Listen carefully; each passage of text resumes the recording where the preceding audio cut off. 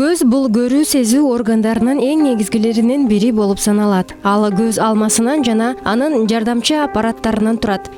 Көз алмасынын арткы уюлунан көрүү нерви чыгып мээ менен байланышкан. Көз алмасы шар сымал, алдыңкы уюлу томпок линзага окшош жана ал көз чанагында жайгашып, ички ядросунан жана аны курчап турган 3 катмардан турат. Бүгүнкү көрсөтүүбүздө көз ооруларынын түрлөрү жана оорулардын алдын алуу боюнча маалымат бермекчибиз. Көз кайсы учурда ооруйт? Көз оорусунун пайда болуусуна өзүбүз себепкербизби? Көздүн көрүүсү начарлашы сөзсүз түрдө эле жана карыган, жаш өткөн, улгайган адамдардын көрүүсү начарлайт деген түшүнүк бул туура эмес. Эгер түйүлдүктөн баштап эле өмүр бою адам баласы көзүн сактабаса, ар кандай куракта эле ар түрдүү көз ооруларына чалдыгышы мүмкүн. Мындайда мурда Советтер Союзу учурунда жанагы бүткүл ишканалар, мекемелер өз кызматкерлерин сөзсүз түрдө 40 жаштан өткөндөн кийин жыл сайын жок дегенде бир жолу көздүн басымын текшертип, же болбосо көз дарыгердин текшерүүсүнөн сөзсүз түрдө өткөрчү. Акыркы убакта тилекке каршы мындай мүмкүнчүлүк жок болгондуктан акыркы учурда глаукома оорусу менен өтө эле жаш куракта көрүү мүмкүнчүлүгүнөн ажыраган учурлар көп кездешип атышат. Бул көбүнчө 40 жаштан кийин глаукома оорусу көп кездешет.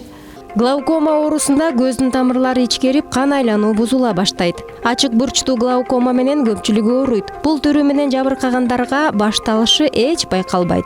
Кээ бир учурларда гана көздүн салмактануусунун карактердин оорусунтканын, көздүн көрүүсүн начарлап, түтүн басып тургандай, өңдөрдүн көрүүсүн көз айнектеринин тез алмаштырып туруусу жана башка белгилер байкалып, көпчүлүк учурларда ооруга этибар албай жүрүп беришет да, качан гана бул көрүнүш 3-4 жолу кайталанганда дарыгерге кайрылышат. Ал эми жабык бурчу өтө тез арада кармап калышы мүмкүн. Бул түрү көбүнчө нерв тамырлары начарлаганда пайда болот. Глаукома эмне менен коркунучтуу? Бул оорунун 2 түрү бар. Ачык бурчтуу жана жабык бурчтуу деп. Же болбосо медициналык тил менен айтканда открытоугольная и закрытоугольная глаукома деп. Ошол ачык бурчтуу глаукома оорусунда оорулуу өзү оору экенин билбейт көпчүлүк учурда, качан гана көрүүсү начарлап, же болбосо бир көзүнүн таптакыр көрбөй калган учурда гана байкаган кезде анан дарыгерге кайрылган учурлар көп кездешет. Ал эми жабык бурчтуу же болбосо закрытоугольная глаукома деген түрүндө мында жанагы көп учурда караңгы бөлмөдө көбүрөөк иштеп, же болбосо уйку келбей түн ичинде приступ сыяктуу болуп башталат. Көз катуу ооруйт мындай учурда. Көз гана эмес, баш катуу ооругандыктан көпчүлүк оорулар көзгө эмес, жана жаңылыштык менен невропатологдорго кайрылып, бөлөк жактан дарыланып жүрө берген учурлар болот да. Мындай кезде аз убакыттын ичинде ошо приступтун кесепетинен көрүү мүмкүнчүлүгүнөн аз кыска убакытта ажырап калышы мүмкүн. Ал эми көздүн бузулушу кандайдыр бир ички органдардын бузулушунан пайда болобу деген сурообузга? Албетте. Көз көбүнчө жанагындай организмдеги ар кандай зат алмашуу начарлаганда, мисалы эндокриндик оорулар менен, сахарный диабет, же болбосо зоб оорулары менен ооруган учурда эң эле биринчи кезекте көз кошо жабыркашы мүмкүн. Ошондуктан эндокринологдагы көзөмөлдө турган оорулар бизде да такай көзөмөлдөн өтүп турушат.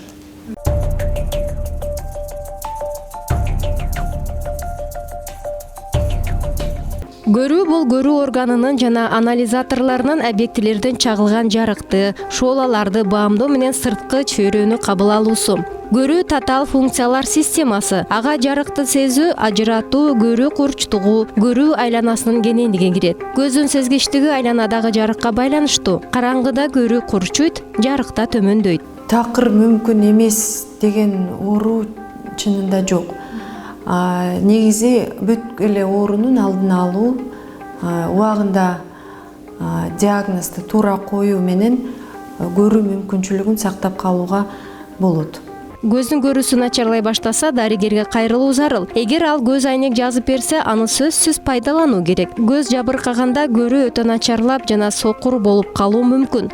Биз маани бербеген көз ооруларынын бири бул көздүн кыйшайып туруусу, мындай айтканда. Мунун дагы себептери өтө көп. Көбүнчө бул оорулар жаш балдарга таандык да. Кичинекей көздүн кыйшайуусу негизинде 6-7 жашка чейинки убакытка чейин дарылап калууга жетиши керек. Анткени качан гана көз начар көргөндө ошол көздүн кыйшайып кетүүсү байкалат да. Же болбосо жанагы ара төрөлгөн балдар, же болбосо кандайдыр бир төрөт учурунда же түйүлдүк кезинде кандайдыр бир инфекцияга чалдыккан балдардын көзүнүн булчуңдары жана күчсүз болуп калат. Ошол учурда кайсы булчуң күчтүү болсо ошол жака тартып кетип, көз ошонун кесепетинен же ичкери көздөй же болбосо сыртты карай көз кыйшайып кеткен учурлар болот да. Муну эң алгачкы эле көз айнек менен түздөө ыкмасы бар, атайын көнүгүүлөр бар. Ошону баланын көзү түптөлүп калыптанып калгычакты түздөп калганга жетишүү керек. Эгер жана көнүгүүлөрдүн, көз айнектин таасиринен улам көз түздөлбөсө, анда хирургиялык жол менен түздөгөнгө аракет кылса түздөлөт. Медицинанын өнүгүүсү менен бүгүнкү күндө турдуу себептер менен көзү соолуп калган бейтаптарга косметикалык жасалма көздөр салынат.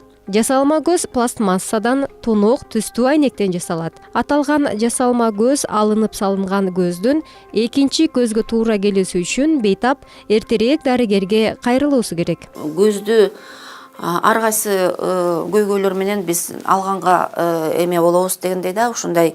Бирок былтыр мурдакы жылга караганда былтыр биз көздү алганга теге эме азыраак кишини алыптырбыз. То есть показателибиз жакшы да. Буга биздин ушу жарандарыбыздын кээде өзүнө өзү мындай шалакылык мамилеси ушуга алып келет. Ушу көзү канча ооруп кызарып эметип атса дагы ушу жарылып кеткиче дейре, ушу үйдө отура беришет, бирдеме дары-дармектерди кылып. Мен суранат элем, көзүңүз кызарып же ооруп кетсе, ошо сөзсүз түрдө дароо эле кайрылсаңар эле жакшы болот эле. Анан биз ошондой көздү алганга мажбур болгондон кийин тез арада 1-2 жуманын ичинде көздүн ичине глазной протез салыш керек. Эмне үчүн дегенде, потому что жанагы көз жок глазницанын ичинде тиги эттери тартыла баштайт да, анан ошолусу орду кичирере баштайт. Анан канча кичирсе, ошончо экинчи көзгө окшошпой анан билинип калат.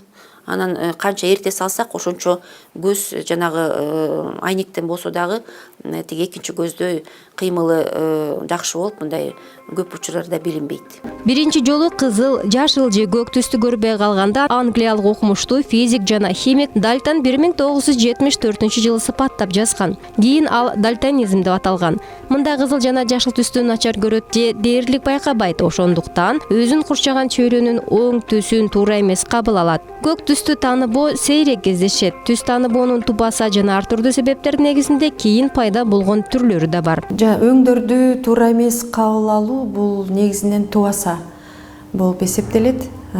Бул өтө коркунучтуу оорулардын катарына кирбейт, бирок тубаса киши кандайдыр бир же жашыл же кызыл өңдөрдү көрбөшү мүмкүн, бирок алар таптакыр көрбөйт эмес, бир аз башка түстөгү, башка өңдө кабыл алышат да, балки мисалы жашылды мындай көрөң сыяктуу кылып көрүшү мүмкүн, кызылды дагы башка карамтыл, кочкул кылып кабыл алышы мүмкүн.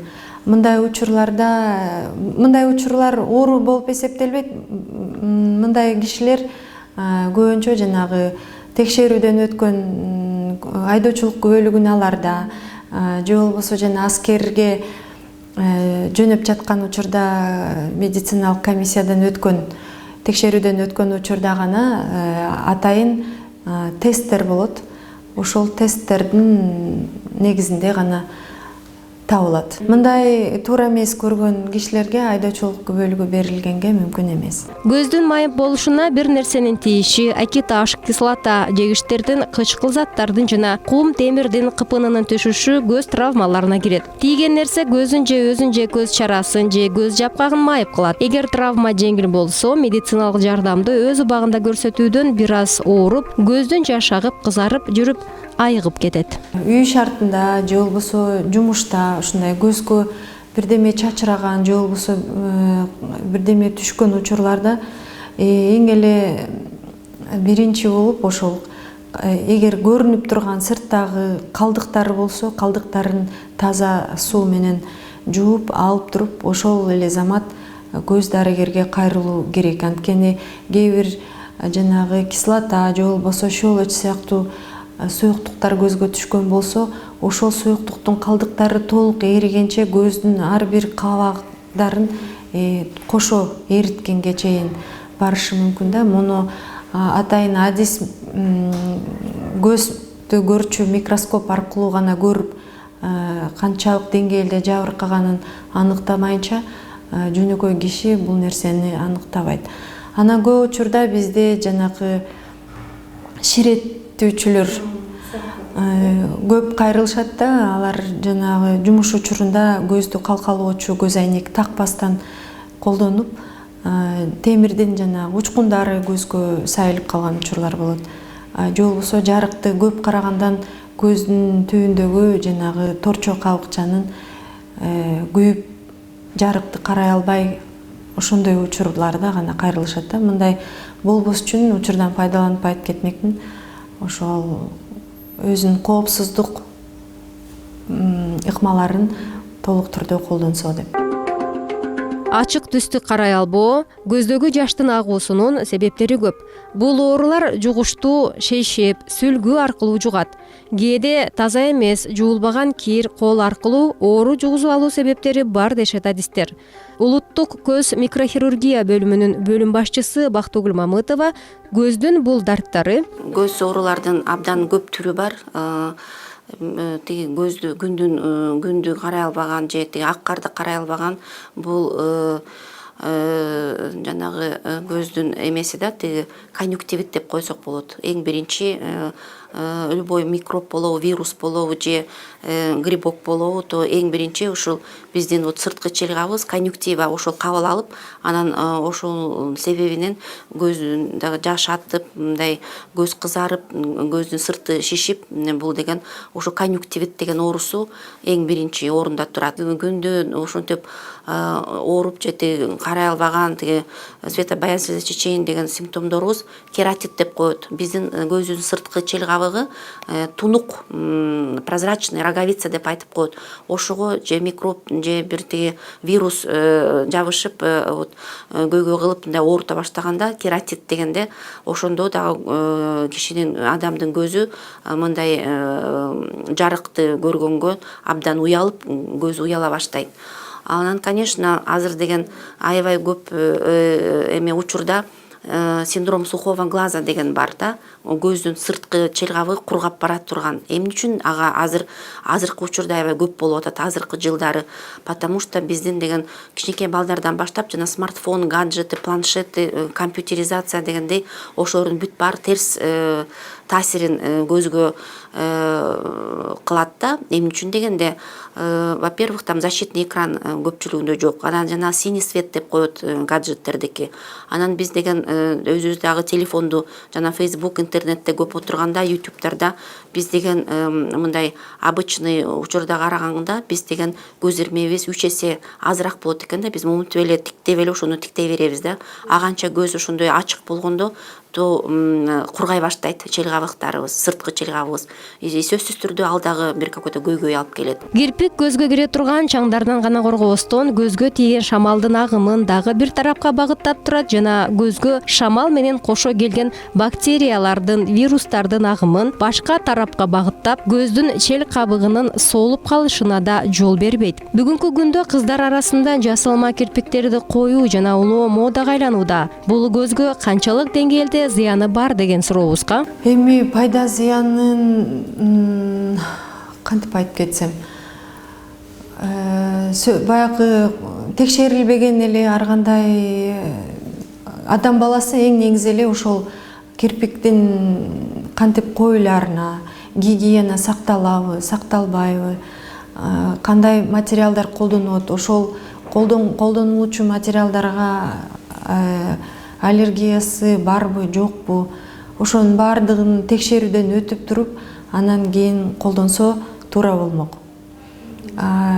Кездешет кээде ошол жанагы колдонулуучу клейге аллергия болуп же болбосо химиялык ожогторду алган учурлар кездешет. Ошондуктан толук текшерип, анан кийин колдонсо болот.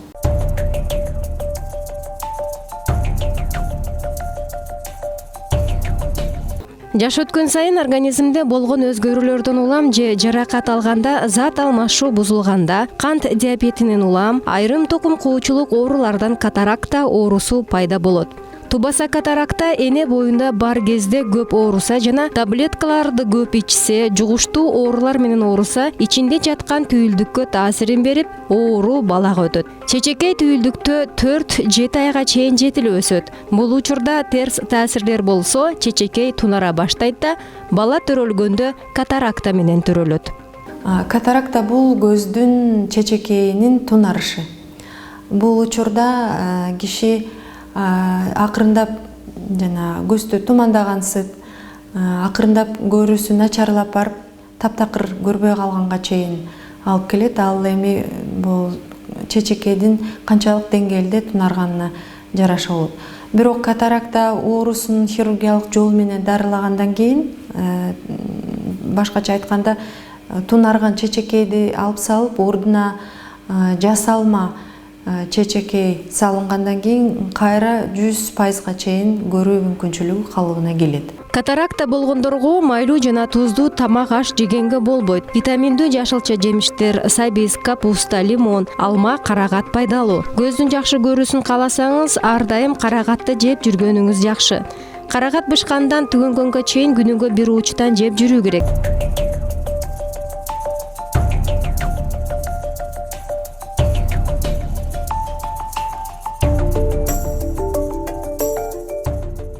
Дабагер көрсөтүүсү сиздерге көздүн көрүүсүн жакшыртуу үчүн төмөнкү көнүгүүлөрдү сунуштайт. Бул көнүгүү пальминг деп аталат. Адам колдун алаканы аркылуу көздүн көрүүсүн жакшырта алат. Алаканды көзүбүзгө жакындатабыз. Бул учурда бир кол менен экинчи колду ушундай акыбалда кармап турабыз. Көз алакандын ортосунда болуусу керек. Колду көзүбүздөн албастан көзүбүздү ачабыз.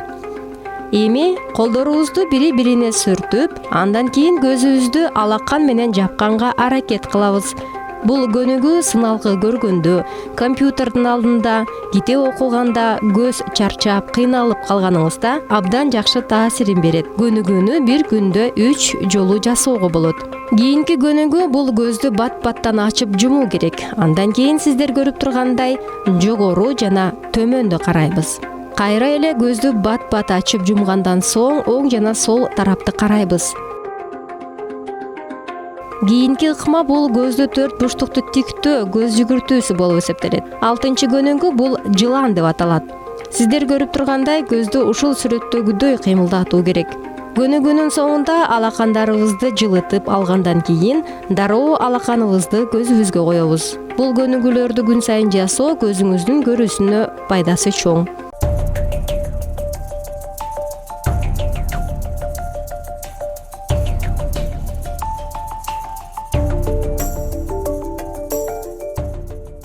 Жаш көздү жууп, кургап кетүүдөн сактайт. Түрдүү микробтордун көбөйүшүнө тоскоол болот. Жаш агууга көзгө бөтөн нерсенин түшүшү, көздүн кычыгындагы тешикче бүтөлүп, жаштын мурундун коңулуна өтө албай калуусу, жаш бөлүп чыгаруучу бездин кызматынын бузулушу, көздүн сырткы кабыкчаларынын сезгениши жана башка себеп болот. Көздөн жаш агып токтобосо, убагында дарыгерге кайрылуу зарыл.